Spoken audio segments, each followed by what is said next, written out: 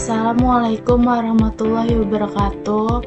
Perkenalkan, nama saya Fabian Azwa Akila, kelas 1B, Prodi Tarjamah.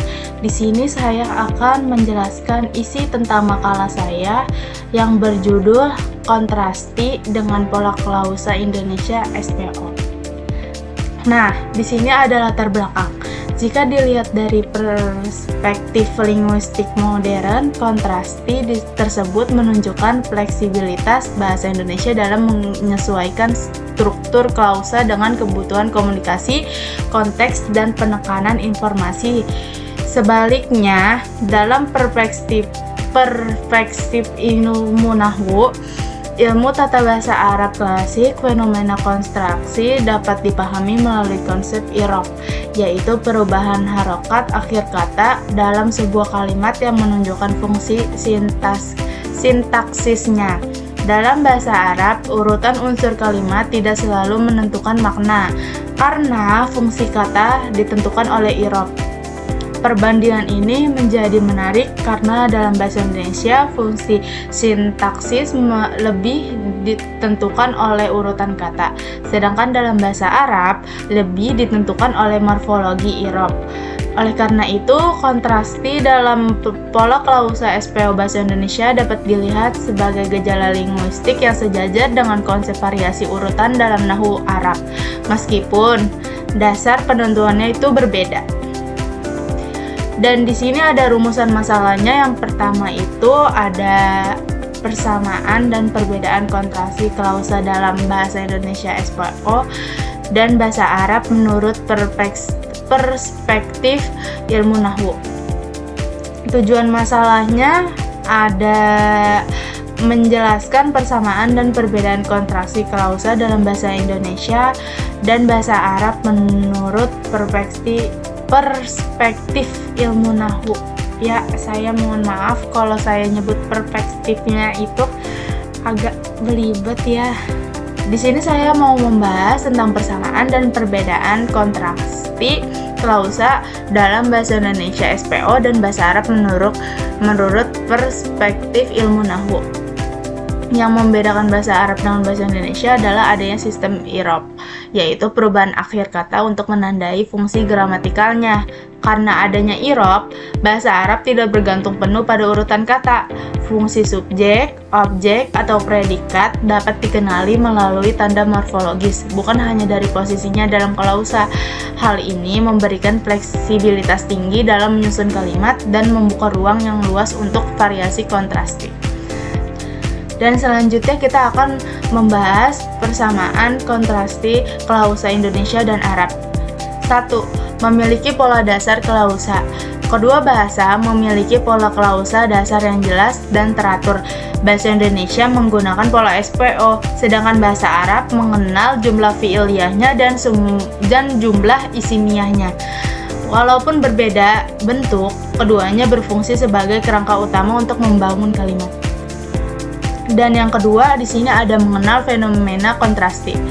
Dalam kedua bahasa, kontrasti klausa muncul akibat adanya variasi struktur. Perubahan susunan atau bentuk predikat dapat menimbulkan perbedaan makna, penekanan, atau gaya bahasa. Dengan demikian, kontrasti merupakan ciri universal yang melekat pada bahasa, tidak terbatas pada satu sistem linguistik tertentu.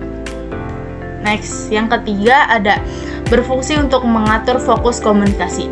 Baik dalam bahasa Indonesia maupun Arab, kontrasti klausa berfungsi untuk menyesuaikan fokus informasi. Penutur dapat menonjolkan pelaku, tindakan, maupun objek sesuai kebutuhan. Perubahan struktur bukan hanya persoalan gramatikal, melainkan juga strategi retoris dalam bentuk komunikasi. Dan selanjutnya kita akan membahas tentang apa sih perbedaan kontrasti klausa Indonesia dan Arab.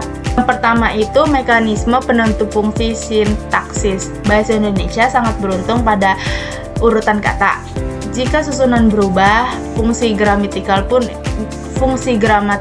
ikut berubah. Bahasa Arab tidak demikian karena fungsi sintaksis lebih ditentukan oleh i'rab pada akhir kata. Oleh karena itu, bahasa Arab lebih fleksibel dalam memindahkan posisi unsur klausa tanpa kehilangan kejelasan makna. Dan yang kedua ada orientasi struktural. Kontrasi klausa dalam bahasa Indonesia lebih bersifat linear, sintaksis, sedangkan kontrasi klausa dalam bahasa Arab lebih bersifat morfologis, retoris. Perubahan struktur dalam bahasa Indonesia seringkali merubah makna, sedangkan dalam bahasa Arab lebih banyak mengubah penekanan dan keindahan bahasa tanpa mengubah dasar maknanya. Dan yang ketiga, ada kekakuan dan fleksibilitas struktur. Bahasa Indonesia bersifat relatif kaku. Urutan subjek, predikat, dan objek tidak bisa ditukar sembarangan. Sedangkan bahasa Arab itu bersifat fleksibel, sehingga subjek bisa ditempatkan di depan atau di belakang predikat tanpa merubah arti dasar. Kontrasi di sini bukan hanya pada isi pesan, tetapi pada penekanan yang berbeda.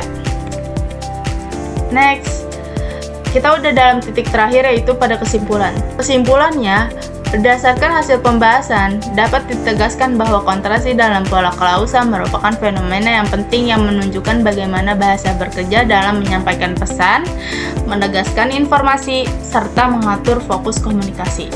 Bahasa Indonesia dengan pola subjek, predikat, objek atau biasa disebut SPO memperlihatkan karakteristik struktur klausa yang sederhana, linear, dan relatif tetap.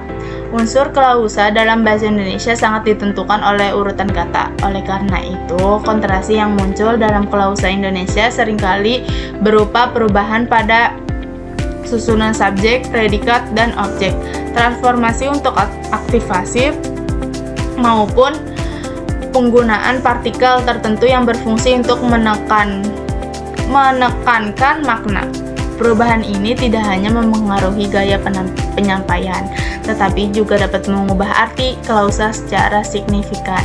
Dengan demikian, kontrasi klausa dalam bahasa Indonesia dapat dipahami terutama dalam kerangka sintaksis linear yang berlandaskan pada keteraturan urutan kata. Ya, sekian dari saya, kurang lebihnya mohon maaf. Wassalamualaikum warahmatullahi wabarakatuh.